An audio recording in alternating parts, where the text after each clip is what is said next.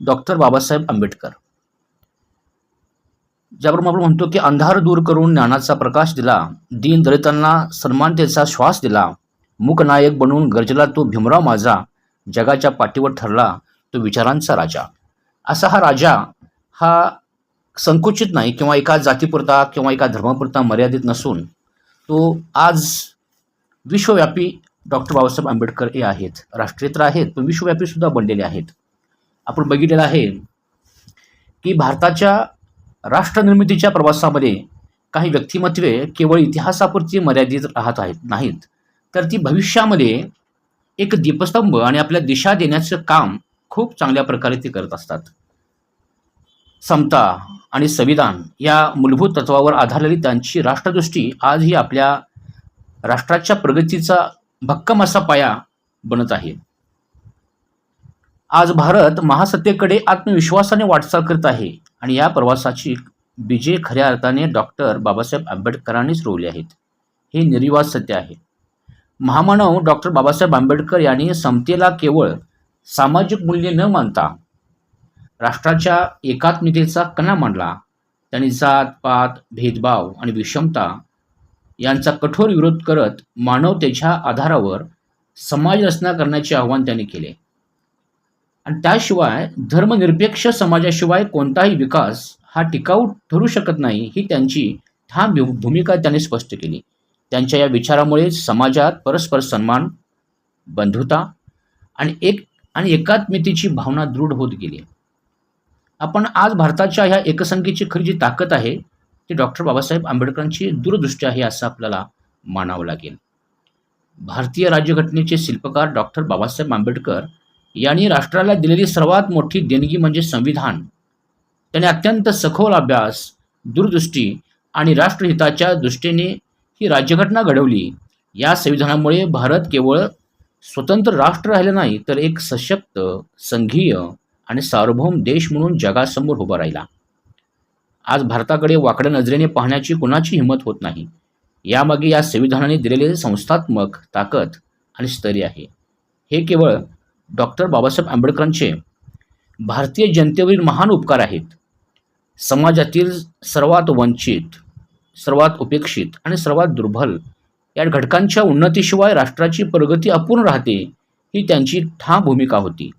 या विचारातूनच सर्वसमावेशक आणि समताधिष्ठित विकासाची दिशा निश्चित होते. प्रत्येक घटकाला सन्मानाने जगण्याची संधी मिळणे हीच खऱ्या अर्थाने राष्ट्रोन्नतीची ओळख आहे. भारताचा विकास हा केवळ आर्थिक प्रगतीपुरता हा मर्यादित नाही, तो सामाजिक न्याय आणि समतेच्या मूल्यावर आधारलेला असावा हे त्यांनी स्पष्ट केले. डॉक्टर आंबेडकरांनी शिक्षण, संघटन आणि संघर्ष या त्रिसूत्रीचा पुरस्कार केला. त्यांनी शिक्षणाला वैयक्तिक उन्नतीपुरते मर्यादित न ठेवता सामाजिक परिवर्तन आणि राष्ट्रनिर्मितीचे प्रभावी साधन मानले. आज भारत ज्ञानाधिष्ठित अर्थव्यवस्थेकडे वाटचाल करत असताना त्यांच्या या विचाराचे महत्त्व अधिकच अधोरेखित होते. जागरूक, सुशिक्षित आणि संघटित समाजहित, राष्ट्र उन्नती हीच खरी गुरुकिल्ली आहे हे त्यांनी आपल्या कृतीतून दाखवून दिले आहे.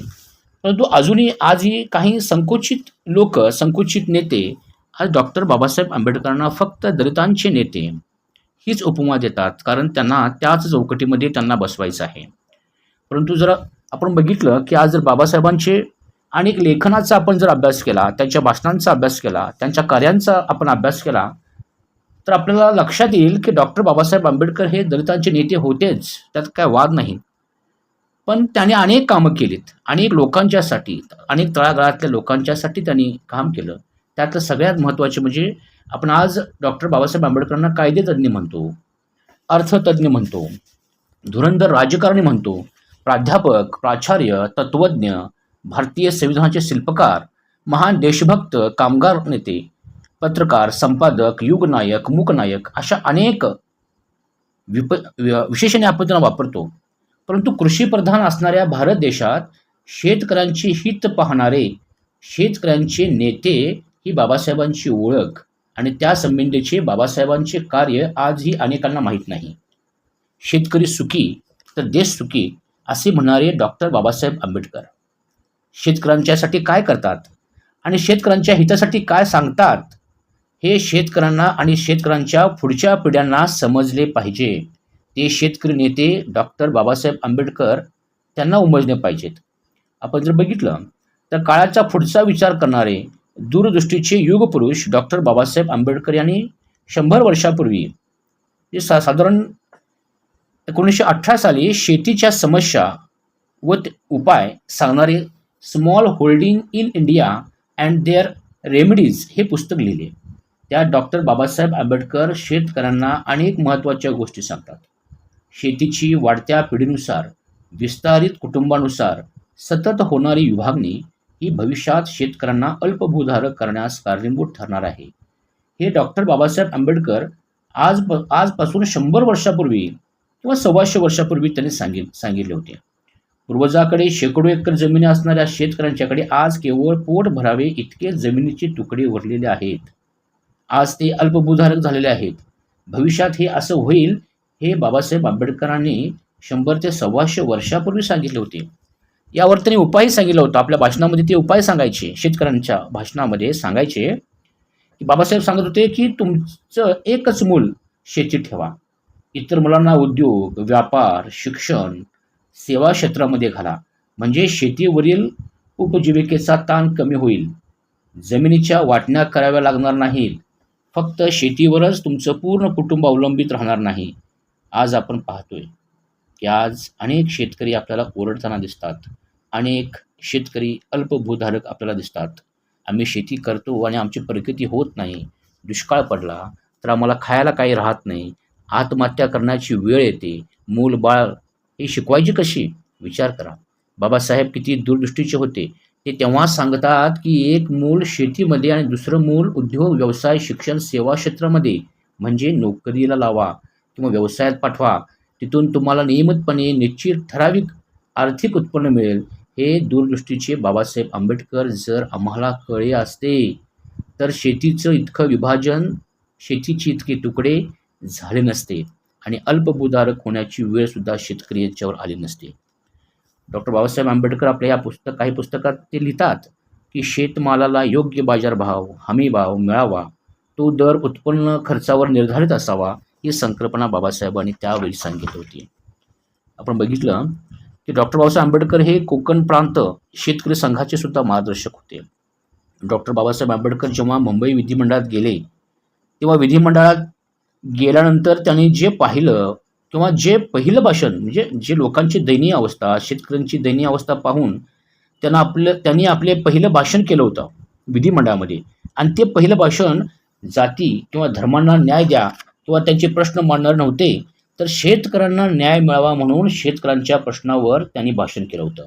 ते प्रत्येकाने लक्षात ठेवलं पाहिजे. अशा प्रकारे डॉक्टर बाबासाहेब आंबेडकर म्हणतात, शेतकरी सुखी तर देश सुखी. त्यामुळे शेतीच्या समस्या वेळीच ओळखून त्यावर तातडीने उपाय केले नाहीत तर देशातील शेती डेंजर झोनमध्ये येईल. आणि हे बाकी डॉक्टर बाबासाहेब आंबेडकरांनी 100 ते 125 वर्षापूर्वी केले होते. म्हणजे डॉक्टर बाबासाहेब आंबेडकर हे फक्त अस्पृश्यांचेच नेते किंवा अस्पृश्यांचाच उद्धार केला असा नव्हे, तर त्यांनी त्यावेळी ज्यावेळी संधी मिळाली त्यावेळी त्यांनी शेतकऱ्यांचा सुद्धा उद्धार करण्यासाठी आपलं कार्य केले होते. आपल्याला आज माहीत आहे की भारतीय जल संशोधनाचा किंवा जल धोरणाचा जो पाया आहे तो पाया घालणारे जलनायक सुद्धा डॉक्टर बाबासाहेब आंबेडकर आहेत. या देशामध्ये दामोदर खोरे असेल किंवा दामोदर खोरे प्रकल्पाचा जो धाडसी निर्णय, ते ज्यावेळी पाटबंधारे खात्यामध्ये मंत्री होते त्यावेळी डॉक्टर बाबासाहेब आंबेडकर यांच्या नेतृत्वाखाली एक सभा घेतली गेली आणि या देशात टिकारपार, हिराकूड, सोन नदी, नीरज येथे महानदीवर धरणे उभारली गेली. ती केंद्रीय पाटबंधारे मंत्री डॉक्टर बाबासाहेब आंबेडकर यांच्या नेतृत्वाखाली. आंबेडकर यांच्या नेतृत्वाखाली यासह हैदराबाद, मद्रासमध्ये सरकारमध्ये असणारे विविध मतभेद बाबासाहेबांनी मिटवले आणि तुंगभद्रा धरण, चंबळ नदी प्रकल्प, दक्षिणेकडील अनेक छोटे मोठे प्रकल्प, पंजाब राज्यातील अनेक जल प्रकल्प, अशा अनेक जल धोरणांची आखणी आणि या प्रकल्पाची सुरुवात व पूर्तता पाटबंधारे व ऊर्जा मंत्री डॉक्टर बाबासाहेब आंबेडकर यांच्या नेतृत्वात झाली. यामुळे संपूर्ण देशातील शेतीला नवचालना मिळाली.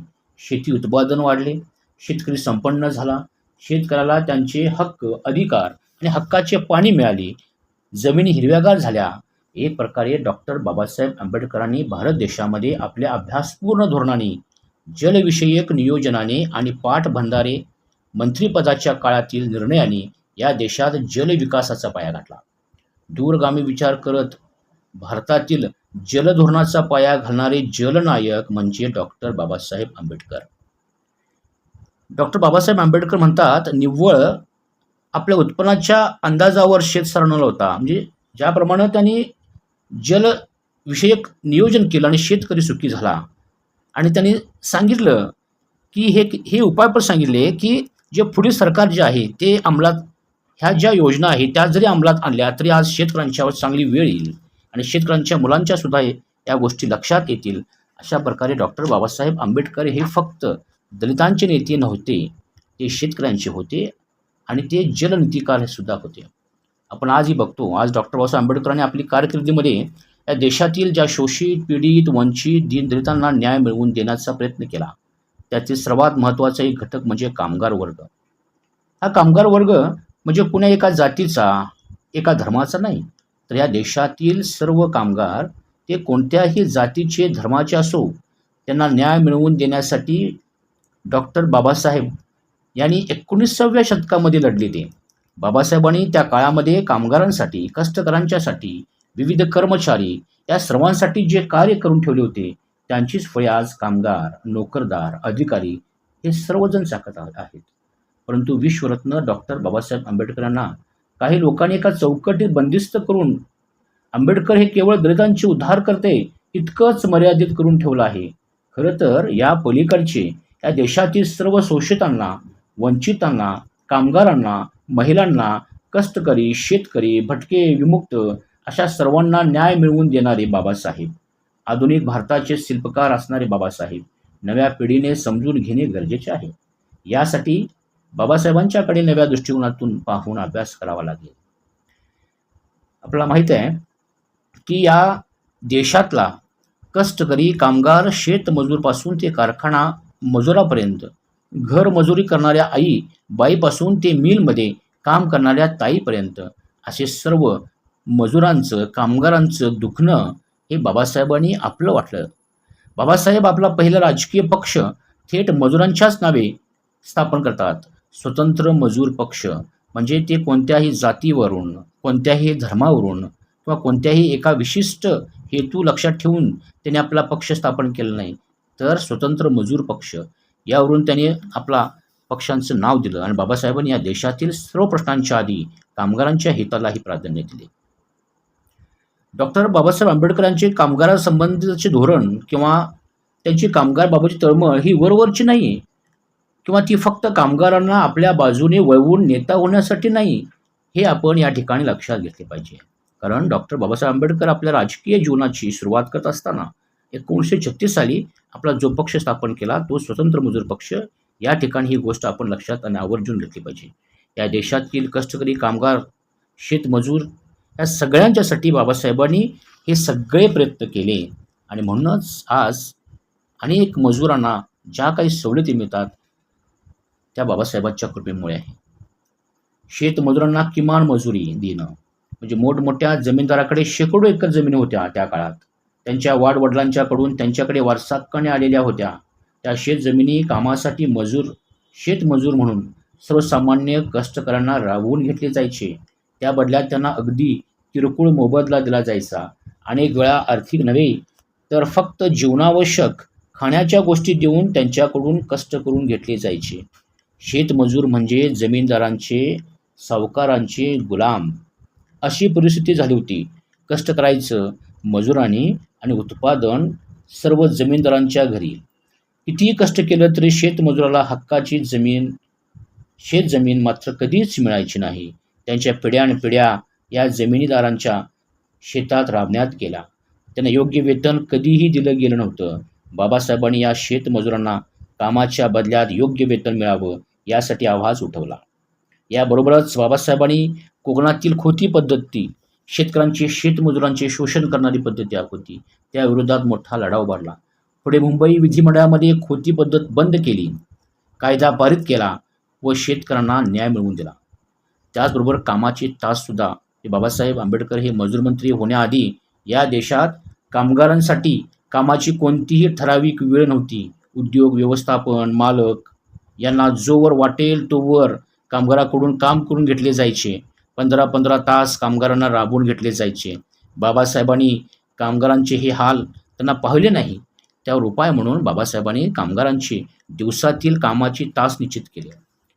कामगारांना दिवसभरात केवळ 8 तासाचे काम असावे. यापेक्षा अधिकचे काम हा ओव्हर टाईम होता निश्चित झाला होता. आवाज सरते माझा? सर आवाज येतो ना? हां, ओके.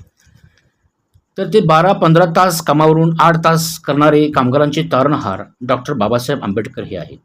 म्हणजे आता आपण बघतो की आता 8 तासाच्या वर जर कंपनीत व्यवस्थापनाने आपल्याला थांबा म्हणून सांगितलं, अजून काम करा असा आदेश दिला, तर कामगार व नोकरदार कायद्यानुसार त्यांना जाब विचारतो, माझ्या कामाची वेळ संपली आहे तरी मी का थांबू, मला ओव्हर टाईम मिळणार आहे का. हे धैर्य, ही ताकद आणि हा हक्क इथल्या प्रत्येक कामगाराला ज्याने मिळवून दिला ते म्हणजे डॉक्टर बाबासाहेब आंबेडकर. कोणतेही कामगार त्यांच्या अंगी असलेल्या कला कौशल्यानुसार काम करतो आणि त्याला योग्य भरपाई मिळावी, योग्य मजुरी मिळावी, हा कायदाच बाबासाहेबांनी तयार केला. कामगार संघटनेला मान्यता मिळवून त्यांच्या संघटना तयार करण्यासाठी सुद्धा त्यांना कायद्यामध्ये तरतूद करून दिली. कामगारांना कायम सेवत असणारे धोरण त्यांनी राबवलं आणि सलग काम करणाऱ्या किंवा पूर्वी कोणीही कितीही वर्ष जरी काम करत असला तरी त्याला कायम केलं जात नव्हतं, परंतु वर्षातून कमीत कमी 240 दिवस काम करणाऱ्या कोणत्याही कामगारास सदर उद्योग व्यवस्थापनाने कायम करून घेणे हे बंधनकारक केले. त्यामुळे खाजगी क्षेत्रात मोठमोठ्या कंपनी उद्योगात परमनंट नोकरी हा प्रकार सुरू झाला आणि हे सगळं फक्त डॉक्टर बाबासाहेब आंबेडकरांनी केलं. त्यात कोणती जात, कोणताही धर्म हा विषय नाही, तर ते समस्त कामगारांच्या हिताचे रक्षण करण्यासाठी त्यांनी केलं होतं. तसेच कामगारांचा नुकसान भरपाईसुद्धा, म्हणजे एखाद्या कामगाराचा अपघाती मृत्यू झाला तर किंवा त्यास अपंगत्व आले तर त्याच्या परिवारास योग्य मोबदला मिळाला पाहिजे, यासाठी सुद्धा त्यांनी कायदा केला. आपण पाहिलं की डॉक्टर बाबासाहेब आंबेडकरांनी या सगळ्या गोष्टी करत असताना त्यांना माहीत होतं की या देशामध्ये ज्याप्रमाणे पुरुषांची संख्या आहे तितकीच संख्या ही स्त्रियांची आहे. ज्याप्रमाणे पुरुषांना जितके हक्क आहे तितकेच हक्क ही स्त्रियांना मिळाले पाहिजेत. त्यामुळे स्त्रियांची सुरक्षितता, पूर्वी स्त्रियांना सुद्धा कामाच्या ठिकाणी रात्र दिवस राबवलं जायचं, त्यांच्या सुरक्षेची कोणतीही काळजी घेतली जायची नाही. अनेक स्त्रियांच्यावर अत्याचार व्हायचा, त्यांच्या विरोधामध्ये स्त्रिया कोणताच आवाज उठवायता येत नव्हता. तर बाबासाहेबांनी या सगळ्या स्त्रियांच्या कामाच्या वेळेकडे लक्ष दिलं. स्त्रियांना कारखाना कायद्यान्वये रात्री काम करण्यास बंदी घातली. त्यामुळे फक्त दिवसा काम असल्याने आपोआप स्त्रियांना एक सुरक्षितता प्रदान झाली. कारखान्यामध्ये काम करणाऱ्या स्त्रिया या दिवसा कामास असल्यामुळे त्या निर्धोकपणे काम करू लागल्या आणि त्यांच्यावर होणाऱ्या ह्या अन्यायाचे प्रमाण कमी झाले. आपल्या मुलाबाळांना, परिवारांना वेळ देऊ लागल्या. ही सुरक्षितता वेळेचे नियोजन झाल्याने स्त्रियांना घराबाहेर पडता आलं. आपण जर पाहिलं की आपले अनेक लोक किंवा आपल्या पूर्वीपासून आपल्या डोक्यात एकच गोष्ट घातलेली आहे, पूर्ण आपल्या ह्या देशातील प्रत्येक नेत्यानं की डॉक्टर बाबासाहेब आंबेडकर हे फक्त आणि फक्त दलितांचे नेते आहेत. पण आपण जर बाबासाहेबांचा हा विचार करत असतो त्यावेळी लक्षात आलं की बाबासाहेब हे फक्त दलितांचेच नव्हे, तर हे प्रत्येक क्षेत्रातल्या प्रत्येक वर्गाचे हे नेते आहेत. बाबासाहेबांच्या मते ज्यावेळी बाबासाहेब आंबेडकर हे संविधान देत होते आणि संविधान सभेतील 17 डिसेंबर 1946 भाषणात भारतातील परिस्थितीचं ही राष्ट्रीय एकात्मता आणि जगातील भारताच्या स्थानाबद्दल डॉक्टर बाबासाहेब आंबेडकर म्हणाले, आज आपण सामाजिक, राजकीय व आर्थिकदृष्ट्या विभागलेलो आहोत याची मला जाणीव आहे. आपण एक दुसऱ्याविरुद्ध लढणाऱ्या छावण्यांचा समूह आहोत आणि मी तर याही पुढे जाऊन मान्य करेन की बहुधा अशाच एका छावण्यांचा मीही एक नेता आहे. परंतु महोदय, हे सर्व खरे असले तरी मला पूर्ण खात्री आहे की अनुकूल काळ, अनुकूल परिस्थिती निर्माण केल्यास जगातील कोणतीही शक्ती या देशाला एक होण्यापासून प्रवृत्त करू शकणार नाही. म्हणजे डॉक्टर बाबासाहेब आंबेडकरांना अभिप्रेत होता की आपल्या देशामध्ये अनेक जाती, अनेक पंथ, अनेक धर्म असल्यामुळे, अनेक भाषा असल्यामुळे जरी हा देश विविधतेचा असला तरी या देशामध्ये या राज्यघटनेनुसार एकता निर्माण होईल. जर राजकीय पक्षांनी स्वतःच्या तत्वप्रणालीला देशापुढे मोठे मांडले तर आपले स्वातंत्र्य दुसऱ्यांदा धोक्यात आल्याशिवाय राहणार नाही आणि कदाचित कायमचे सुद्धा जाईल. पुढे ते म्हणतात, आपल्या रक्ताचा शेवटचा थेंब असेपर्यंत आपल्या स्वातंत्र्याच्या रक्षणासाठी आपण निर्धार केला पाहिजे. आज अनेक विरोधातली लोक आहेत ती म्हणतात की डॉक्टर बाबासाहेब आंबेडकरांनी देशाच्या स्वातंत्र्यासाठी त्यांचं योगदान काहीच नाही, शून्य आहे. परंतु त्यांना सांगावं लागेल की त्यांनी ब्रिटिश सरकारच्या विरोधामध्ये त्यांची जी आर्थिक नीती आहे, जे आपल्या भारतीयांचं शोषण केलं जातं, त्याची संपूर्ण मांडणी रोखठोकपणे सांगण्याचं काम डॉक्टर बाबासाहेब आंबेडकरांनी केलं आहे. त्याचबरोबर ते सांगतात की माझा सुद्धा रक्ताचा शेवटचा थेंब असेपर्यंत आपल्या स्वातंत्र्याच्या रक्षणासाठी आपण निर्धार केला पाहिजे. म्हणजेच संविधान निर्माते डॉक्टर बाबासाहेब आंबेडकर यांच्या संविधान सभेतील हे जर भाषणाचे मुद्दे आपण वाचले तर बाबासाहेबांचे देशाविषयीचे धोरण हे राष्ट्रीय एकात्मतेचे, राष्ट्रहिताचे आणि मानवी मूल्ये जपणारे सर्वसमावेशक असेच होते. तसेच भविष्यात राजकीय पक्ष देशापेक्षा आपल्या पक्षांची भूमिका, तत्वप्रणाली व हित महत्त्वाचे मानतील तर देशाचे स्वातंत्र्य पुन्हा धोक्यात येईल, हेच बाबासाहेबांनी सांगितले होते. आणि आज आपण बघतो की आज जे राजकीय पक्ष आहेत ते आपला धर्म, आपला पंथ आणि आपला राजकीय पक्ष कसा मोठा होईल यासाठीच प्रयत्न करत असतात. आणि म्हणूनच बाबासाहेबांनी सांगलेली धोक्याची सूचना ही भविष्यामध्ये येऊ घालत आहे. राजकारणातील नेत्यांची भक्ती किंवा व्यक्तिपूजा ही सुद्धा संपूर्ण राष्ट्राला हुकुमशाहीकडे घेऊन जाणारी असेल. आज आपण देशाची अवस्था तीच पाहतो. आज आपण अशा अनेक लोक जे आपण ज्यांना अंधभक्त म्हणतो की जे अंधभक्त राजकीय नेत्याच्या भक्ती किंवा व्यक्तिपूजा करतात आणि त्याच्यामुळं आज देशाची अवस्था आपण पाहतो की ती डब घ्यायला येत आहे. कोणताही पक्ष, कोणत्याही नेत्यांचे जेव्हा देशात व्यक्तिपूजे स्तोम असते त्यावेळी काय अवस्था होते हे डॉक्टर बाबासाहेब आंबेडकरांनी त्यावेळी आपल्या भाषणामध्ये सांगून ठेवलेलं होतं, लिहून ठेवलेलं होतं. म्हणजे सर्वसमावेशक डॉक्टर बाबासाहेब आंबेडकर आपण ज्यावेळी म्हणतो आणि तर ही गोष्ट आपल्याला जाणवते. समजा जर डॉक्टर बाबासाहेब आंबेडकर हे संविधान किंवा संविधानाचे शिल्पकार नसते तर काय झालं असतं, हा विचार जरी मनात आला तरी अंगावर काटा येतो. मनात आणि मेंदूत विचाराचं आणि प्रश्नांचं वादळ उडतं. कुणी दिला असता पिढ्यानपिढ्या पेसलेल्या या अस्पृश्यांना न्याय? वर्षानुवर्ष कुणाला कळ्या होत्या आणि आजही कुणालाही कळ्या असत्या या दीनदुबळ्यांच्या वेदना. कुणाला वाटलं होतं की या वेशीबाहेरच्या माणसांच्या हाती यावे सत्तेच्या चाव्या आणि कुणाला वाटलं असतं की काल जोहार करणारा उद्या साहेब व्हावा, कलेक्टर व्हावा. अधिकारी देऊन कुणी उघडली एखादी तर म्हणजेच काय तर अधिकार देऊन कुणी उघडली असती बाईसाठी, आईसाठी, ताईसाठी ही राष्ट्रपतींची दारं. म्हणजे स्त्रियांच्यासाठी केलेल्या राज्यघटनेमधल्या तरतुदीमुळं आज आपल्या देशाची राष्ट्रपती ही महिला आहे. आणि कशी झाली असती मंत्री, आमदार, खासदार, गाव कोसाबाहेरची पोरं आज बाबासाहेब तिथे नसतेच तर आपल्याला हे बघायला सुद्धा मिळालं नसतं. आणि या गोष्टी आज आपण बघितलं की आज कोल्हापूर जिल्ह्याचे सुद्धा आपण बघितलं की जिल्हा CO जे आहेत आज आलेले आहेत ते आदिवासी समाजाचे आहेत. म्हणजे आदिवासींनो शहराकडे चला हा जो मंत्र बाबासाहेबांनी दिला होता त्याची प्रचिती आपल्याला आता येत आहेत. अनेक आदिवासी आपले बंधू हे आज उच्च पदावर बसून आज राजकीय सत्ता म्हणजे देश चालवायचं किंवा तो पूर्ण जिल्हा चालवायचं काम हे आदिवासी बांधव करतायत की ज्यांना कधीही या गोष्टीचा अधिकार नव्हता. म्हणजे OBC प्रवर्गातील असेल, कुठलाही असेल तर त्याला आज सत्तेवर जाण्याची हा मार्ग आपल्याला आज हा मिळत आहे. आणि ही गोष्ट आपल्यासाठी खूप आणि खूप महत्त्वाची आपण या ठिकाणी मानतो. आपण पाहिलं की डॉक्टर बाबासाहेब आंबेडकर हे फक्त आपल्या देशापुरते पण नाहीत. सांगितलं की त्यांनी खूप मोठा विचार केला होता. आज रिझर्व्ह बँक असेल तर रिझर्व्ह बँकेचे जे संकल्पक आहे ते डॉक्टर बाबासाहेब आंबेडकर आहेत. आज LIC असेल, LICचे संकल्पक हे सुद्धा डॉक्टर बाबासाहेब आंबेडकर आहेत. अशा प्रकारे आज आपण बघितलं की बाबासाहेब आंबेडकर, आता परवाचा जर आपण विषय बघितला की मध्य प्रदेशमध्ये आणि आणखी राज्य आहे ते लक्षात झालं की तिथं बाबासाहेब आंबेडकरांच्या पुतळ्याची विठंबना केली गेली. पण आपण बघितलं की बाबासाहेब आंबेडकर हे फक्त आपल्या राज्यापुरते, देशापुरते मर्यादित न राहता आज डॉक्टर बाबासाहेब हे विश्वव्यापी झालेले आहेत. आज त्यांचा विचार घेऊन त्यांचा विचार घेऊन म्हणजेच आज अनेक देशातली तरुण मुलं त्यांना आज आदर्श मानत आहेत.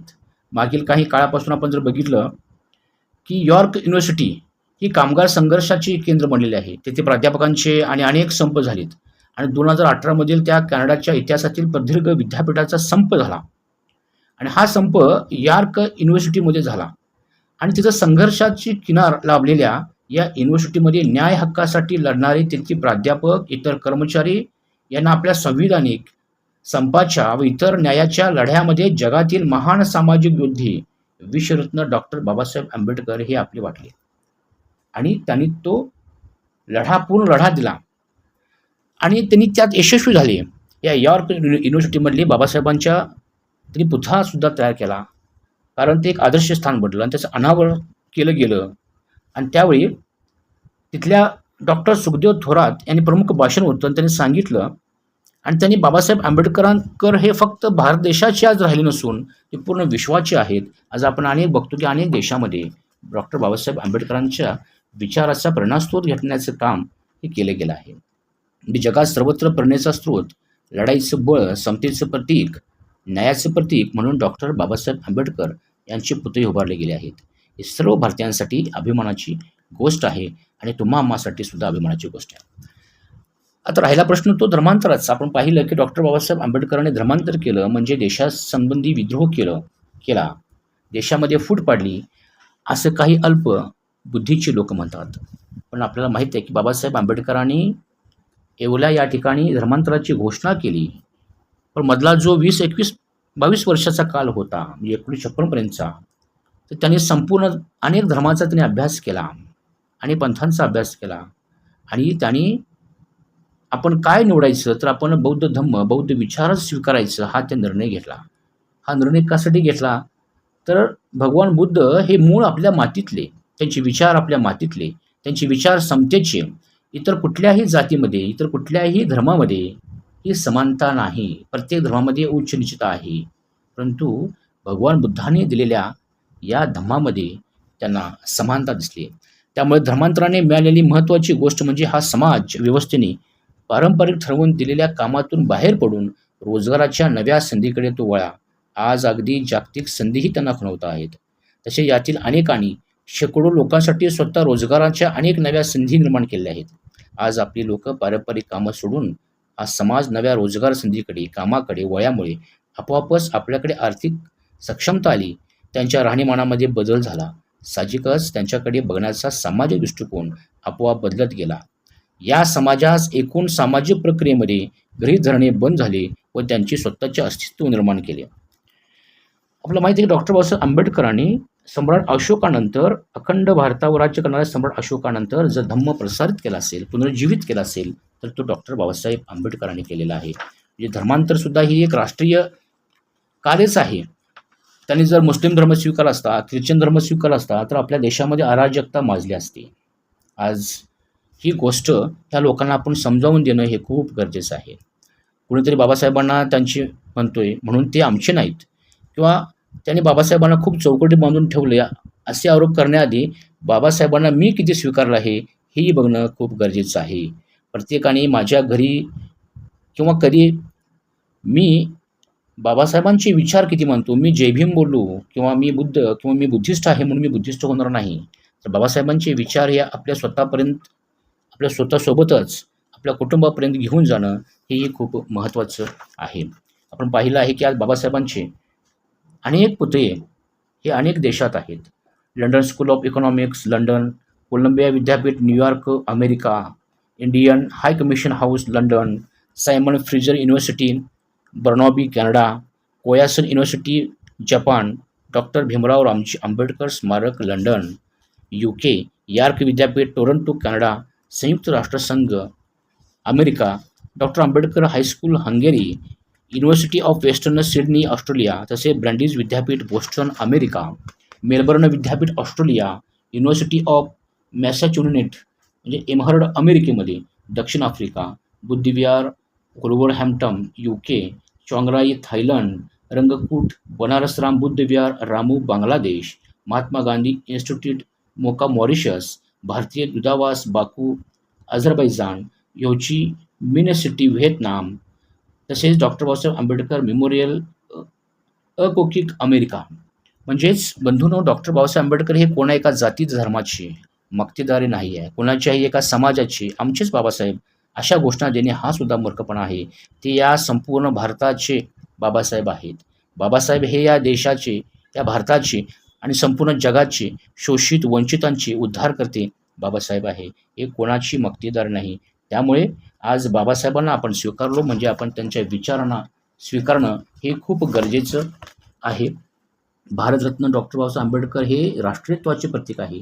जाती, धर्म, पंथ, वंश यांच्या विविधतेत आणि एकमेकांना असमान किंबहुना दर्जाच्या उच्च नीतिचे श्रेष्ठत्व समजल्या जाणाऱ्या बहुभाषिक, बहुधर्मीय, त्यात जे जातीय विभागणी करणाऱ्या देशात राष्ट्रीय एकात्मता निर्माण करणे हे अशक्यप्राय कार्य डॉक्टर बाबासाहेब आंबेडकरांच्या दुसऱ्या विचारसरणीमुळे भारतीय संविधानाच्या माध्यमातून शक्य झाले आहे. आणि हे सगळे त्यांचे कार्य, त्यांचे विचार, त्यांचे तत्त्वज्ञान, हे दृष्टिकोन यांचा एकत्रित आपण जर अभ्यास केला तर डॉक्टर बाबासाहेब आंबेडकर हे निव्वळ एक व्यक्ती नसून राष्ट्रनिर्मितीची शक्ती आहे आणि त्यांची प्रचितीसुद्धा आपल्याला येत आहे. आपण पाहिलं की बोधिसत्व या डॉक्टर बाबासाहेब आंबेडकर यांनी आपल्या जीवनाच्या उत्तर काळातसुद्धा बौद्ध धर्म स्वीकारला आणि आपल्या देशाला, आपल्या समाजाला आर्थिक आणि धोरणात्मकदृष्ट्या सुद्धा सक्षम केलेलं आहे. भारताच्या विकासामार्गात त्यांनी अनेक कामं केली आहेत. आज भारत जेव्हा महासत्तेकडे वाटचाल करत आहे तेव्हा त्या प्रवासामागे असलेली वैचारिक शक्ती ही डॉक्टर बाबासाहेब आंबेडकर यांच्या विचारातच दडलेली आहे. त्याने दिलेली राज्यघटना, समाजात दिलेली समतेची दिशा आणि बौद्ध धर्माच्या माध्यमातून दिलेला नैतिक आधार यामुळेच भारताला खरे सार्वभौमत्व प्राप्त झाले आहे. हे सार्वभौमत्व केवळ राजकीय नाही, सामाजिक आणि वैचारिक स्वातंत्र्याचे प्रतीक आहे. अशा या बोधिसत्व डॉक्टर बाबासाहेब आंबेडकर यांचे कार्य हे अद्वितीय आहे आणि म्हणूनच ते सर्वव्यापी डॉक्टर बाबासाहेब आंबेडकर आहेत. खऱ्या अर्थाने त्यांच्याबद्दल, त्यांनी केलेल्या कार्याबद्दल जितकं सांगावं तितकं कमीच आहे. परंतु वेळेचा अभाव आपण जर पाहता की आपण थोडक्यामध्ये आज हा मी मुद्दा या ठिकाणी मांडलेला आहे, मांडण्याचा प्रयत्न केलेला आहे आणि आपण सर्वांनीच या ठिकाणी माझे हे जे प्रवचन आहे हे तुम्ही ऐकून घेतलेलं आहात त्याबद्दल सर्वांचे मी या ठिकाणी धन्यवाद व्यक्त करतो आणि सर्वांनाच नमो बुद्धाय. जय भीम. जय भीम सर.